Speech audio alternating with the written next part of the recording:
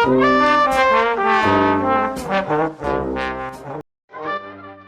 सोचिए, 300 सालों का एक ऐसा साम्राज्य जिसकी शुरुआत एक बेहद दुस्साहसिक और नामुमकिन से लगने वाले कदम से हुई और जिसका अंत इतना काव्यात्मक और दर्दनाक था कि आज भी इतिहास के पन्नों में उसकी गूंज सुनाई देती है।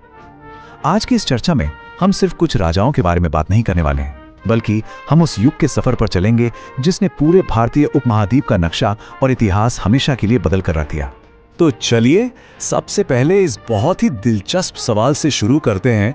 चंगेज खान और तैमूर के वंशज फरगाना के एक युवा और बेघर राजकुमार बाबर ने आखिर इतने महान राजवंश की नींव कैसे रखी? मतलब 12 साल की उम्र में जब गद्दी मिली तो विरासत में कोई बहुत बड़ा खजाना नहीं था, बल्कि सिर्फ संघर्ष था। समरकंद और फरगाना के बीच दर दर भटकने वाला वो बंजारा एक दिन हिंदुस्तान का भाग्य विधाता कैसे बन गया?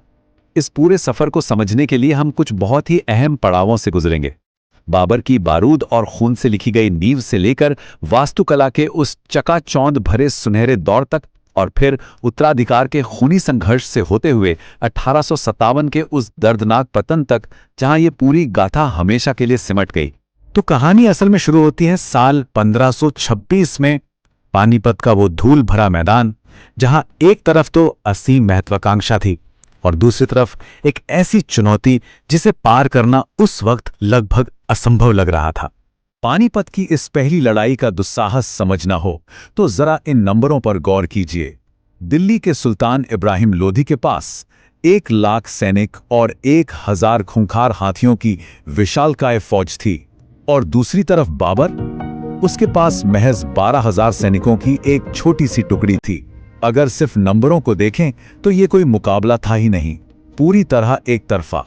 लेकिन बाबर अपने साथ कुछ ऐसा लेकर आया था जिसने हिंदुस्तान में युद्ध का तरीका हमेशा के लिए बदल दिया। वो गेम चेंजर चीज थी, बारूद और एक कमाल की रणनीति। बाबर ने रूमी पद्धति का इस्तेमाल किया। 700 बैलगाड़ियों को चमड़े की रस्सियों से बांधकर तोपों के लिए एक दीवार बना दी और अपनी तुलुगमा रणनीति से घुड़सवारों को दोनों तरफ से हमला करने भेज दिया। जैसे ही तोपों ने आग उगली, वो धमाका हिंदुस्तान के लिए बिल्कुल नया था।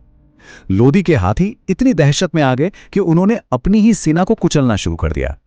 देखते देखते दोपहर होते होते इब्राहिम लोधी की विशाल सेना ताश के पत्तों की तरह ढह गई और इसी मैदान पर मुगल साम्राज्य की पहली ईंट रखी गई। खैर, बाबर ने नींव तो रख दी, लेकिन उसके बाद गद्दी पर बैठा उसका बेटा हुमायूं। अब हुमायूं एक विद्वान था, खगोल शास्त्री था, पर सच कहें तो एक नए नवेले साम्राज्य को बांधे रखने के लिए जिस कठोरता और चालाकी की जरूरत थी, वो उसमें अपने पिता जैसी बिल्कुल नहीं थी। हुमायूं का पूरा शासनकाल किसी पेंडुलम की तरह झूलता रहा। पहले वो शानदार रणनीतिकार शेरशाह सूरी से पूरी तरह हार गया और उसे अपनी जान बचाकर भागना पड़ा। सोचिए, एक सम्राट 15 सालों तक रेगिस्तानों में दर दर की ठोकरें खा रहा है। फिर फारस की मदद से उसने 1555 में किसी तरह दिल्ली वापस जीत तो ली, लेकिन विडंबना देखिए, मुश्किल से कुछ महीने ही बीते थे कि अपने पुस्तकालय की सीढ़ियों से उतरते वक्त अजान की आवाज सुनकर उसका पैर फिसला और गिरकर उसकी मौत हो गई। हुमायूं की इस पूरी जिंदगी को इतिहासकार स्टैनली लेनपूल ने एक लाइन में बहुत ही सटीक तरीके से पिरोया है। वो लिखते हैं, वो जीवन भर लड़खड़ाता रहा और लड़खड़ाते हुए ही उसमें अपनी जान दे दी। ये हमें याद दिलाता है कि कैसे बड़े बड़े साम्राज्य भी अक्सर व्यक्तिगत और बेहद इंसानी त्रासदियों के आगे बेबस हो जाते हैं। अब हुमायूं के लड़खड़ाने के बाद अकबर ने आकर इस साम्राज्य को संभाला, इसका भारी विस्तार किया और धार्मिक सहिष्णुता की एक नई नीति बनाई। फिर जहांगीर ने कला को नई ऊंचाइयों पर पहुंचाया। इन दोनों ने मिलकर उस महान स्वर्ण युग का मंच तैयार कर दिया था जो शाहजहां के आते आते अपने चरम पर पहुंच गया। और जब हम स्वर्ण युग कहते हैं तो उसका मतलब सिर्फ कला नहीं था। जरा इस तथ्य पर ध्यान दीजिए, उस दौर में साम्राज्य की संपत्ति इतनी हैरान करने वाली थी कि पूरी दुनिया के कुल निर्मित माल का 1/4, जी हां, दुनिया का 25% सामान अकेले भारत में पैदा हो रहा था। ये एक ऐसी आर्थिक ताकत थी जिसकी आज कल्पना करना भी मुश्किल है। और शाहजहां ने किया क्या? उसने इस अपार आर्थिक ताकत को पत्थर, संगमरमर और रत्नों में तब्दील कर दिया। 20,000 मजदूरों की मेहनत से बना ताजमहल हो, या दिल्ली का विशाल लाल किला और जमा मस्जिद, या फिर करोड़ों की कीमत वाला वो मयूर सिंहासन, ये वो दौर था जिसकी चकाचौंध से आज भी दुनिया की आंखें चौंधिया जाती हैं।